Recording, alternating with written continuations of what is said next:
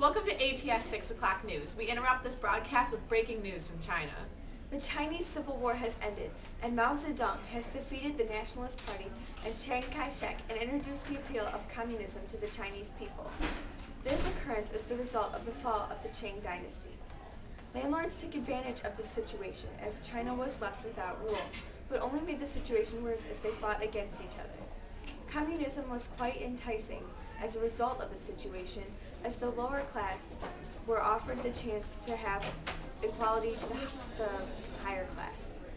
China's citizens are currently in a state of poverty, starvation, and sadness as a result of the Boxer Rebellion, as the Boxers, which were a group of peasants, rid China of foreign influences and massacred all missionaries and Christian converts. Thus, communism seems like the best way out. Now for a biography on Mao Zedong. Mao Zedong is held in high regard in the eyes of the Chinese people, as he is a great revolutionary, political strategist, military mastermind, and savior of our crumbling nation. He is a highly intelligent man, but received a poor education as a child, as he is the son of a peasant. In 1911, he left his home and became a member of the Nationalist Army, soon after the revolution of 1911 began. Soon after the revolution began, he was introduced to Marxism and became highly influenced by it. Thanks, Allison. And now we have a report from Miranda Green about the former nationalist leader, Chiang Kai-shek. We have learned in the past year that Chiang Kai-shek has become a good friend with Sun Yat-sen, a leader in the nationalist movement. But after Sun's death, Chiang had an ongoing battle between Wang Qingli and emerged as the leader of Kuomintang. He now carries a group of people to destroy communism from the organization. We have just received news that Chiang defeated the Communist Army and has forced the survivors to walk a long march to Shaanxi. Chiang has now established a government in Nanjing, and financial reforms, educational systems, and road transportations have all been improved.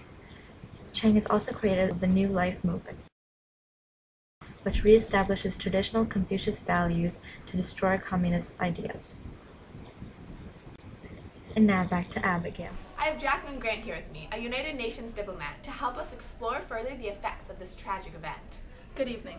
First of all, the American government wants its people to know that this tragic happening is not being ignored.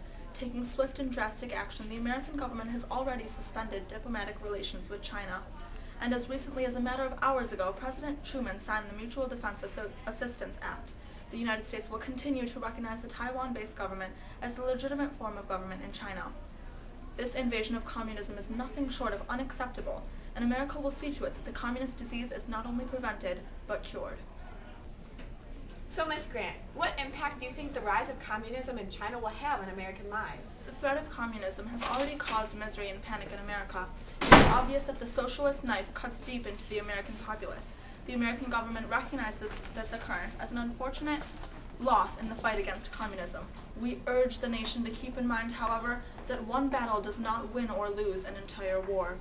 It is true that the spread of this destructive disease that we call communism affects everyone. It affects the entire world, and so it affects America. What is being done, or do you believe should be done, about the rise of communism in China and throughout the world? There is not really much that America can do as a nation at this point. Unfortunately, but honestly, the Civil War in China has been lost. The cold, deathly plague of communism has taken over the country, and rather than expending time and resources trying to prevent its inevitable repercussions, America is taking further steps to stop the spread of communism to other countries, trying to look at the big picture and keep the majority of the world safe, happy, and capitalist. Can you provide us with some details about the Mutual Defense Assistance Act? What will it do for American people in these harsh times? A few short hours ago, President Truman signed the Mutual Defense Assistance Act. This is the first U.S. military foreign aid legislation with regards to the Cold War. The MDAA is a significant step in the war against communism. Though such legislation has been called for years, it is just now being signed and enforced. This bill also establishes and institutionalizes the military aid program, a result ensured by enactment of similar legislation in 1950 and an increase in annual spending on military aid to $5.2 billion after the outbreak of the Korean War. Thank you for being here, Jacqueline. Now, for news from China. Now we have a conference with Kai Lan from the Nationalist Party in China. We're going to talk to her to help us get a better perspective of the change in power in China. So Kai Lan, how did World War II affect the strength of the Communist Party during the Chinese Civil War?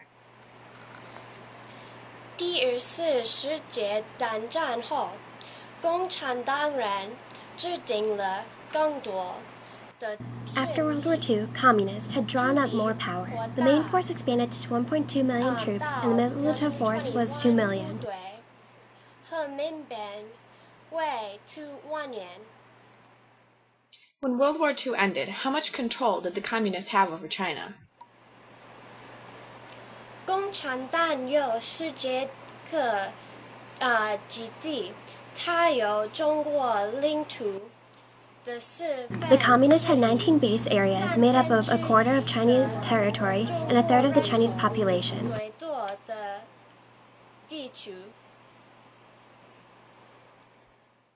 Did the Soviet Union give any military aid to the Chinese Communist Party? 苏联占领了日本的武器和苏联的仪器。 武器左右对中国共产党。 The Soviet Union gave all of the captured Japanese weapons and some of the Soviets' weapons to the Chinese communists. The Soviet Red Army also delayed pulling out of Manchuria in 1946 after Chiang Kai-shek repeatedly asked them to leave. 蒋介石一战要求他们离开。 What are the Nationalist Party's plans now that Mao Zedong has taken over mainland China? 蒋介石和我们也同意美元，中国国民党中国大陆。 Chiang Kai-shek and about 2 million of us, nationalist Chinese, retreated from mainland China to the island of Taiwan. Hopefully we can maintain control of Taipei.